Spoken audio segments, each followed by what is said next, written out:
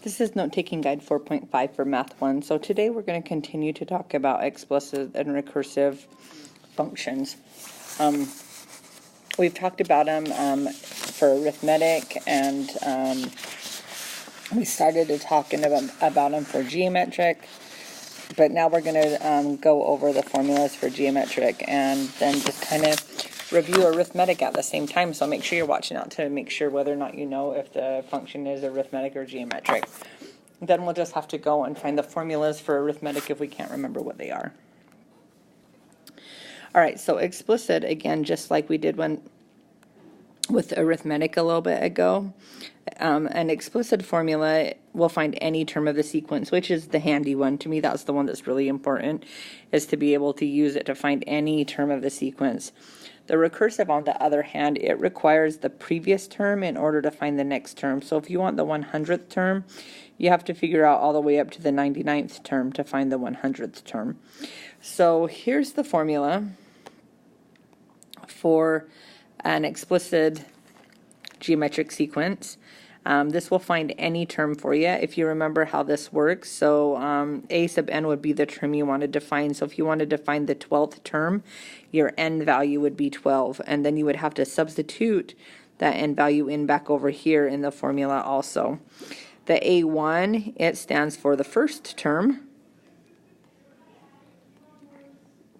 And that r right there, because we're talking about a geometric term right here, a geometric sequence, this is going to be your common ratio. So what did I multiply by to get from one number to the next? The formula for the recursive for geometric sequence looks like this. So again, if I want to find like the 13th term, then my n value down there is going to be 13, which means I'm really doing the 12th term. So I'm going to take my 12th term and I'm going to times it by my common ratio. So in order to use this formula, we have to have the previous term to the term that we're looking for. So let's take a look at these problems down here and let's answer the questions. It says determine if the sequence is arithmetic or geometric or neither. If it is arithmetic or geometric, find the common difference or the common ratio and then find the ninth term. So how do I get from 5 to 10? How do I get from 10 to 15?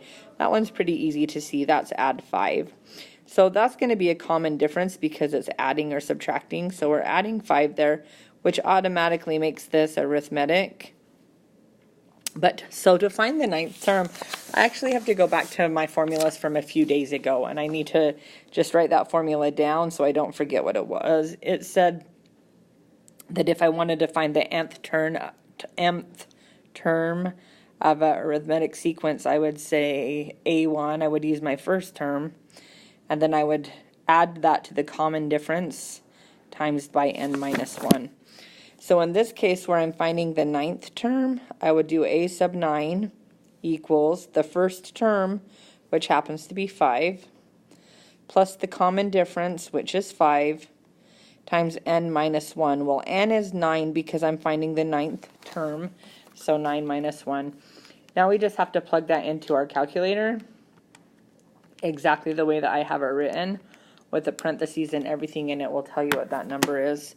So after I punched that in my calculator, it gave me 45 for the ninth term. So this one was arithmetic, so I had to go back and use my arithmetic formula from a few days ago. So let's check this next one and see what kind of sequence it is. So how do I get from 2 to 5, from 5 to 8, from 8 to 11, from 11 to 14? So this one again, this is going to be arithmetic because I add 3 to get from each of those. So this one's arithmetic again, which is kind of annoying considering this worksheet is supposed to be on geometric.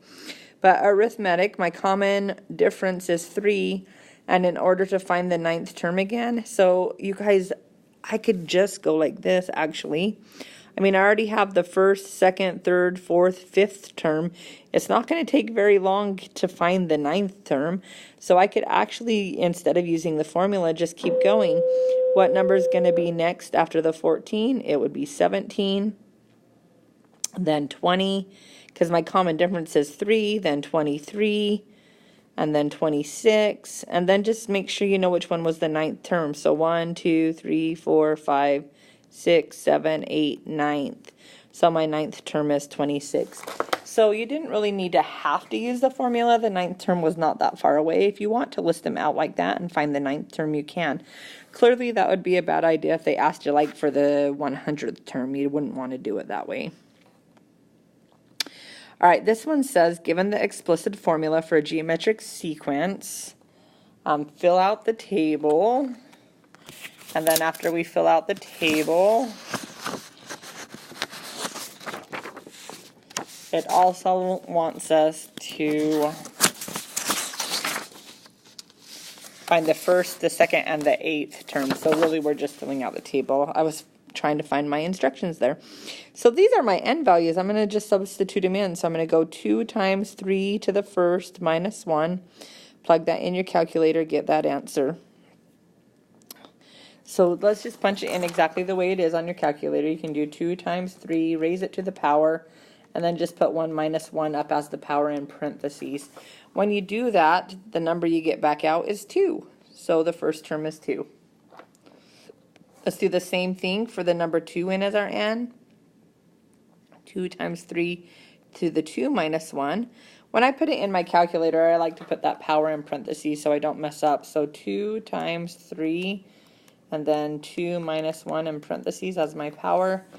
When I punched that in my calculator, my answer was 6. Then I just have to do one more. 2 times 3 to the 8 minus 1. Punch that in your calculator the way you're looking at it. So 2 times 3 to the 8 minus 1 power. And I get 4,374.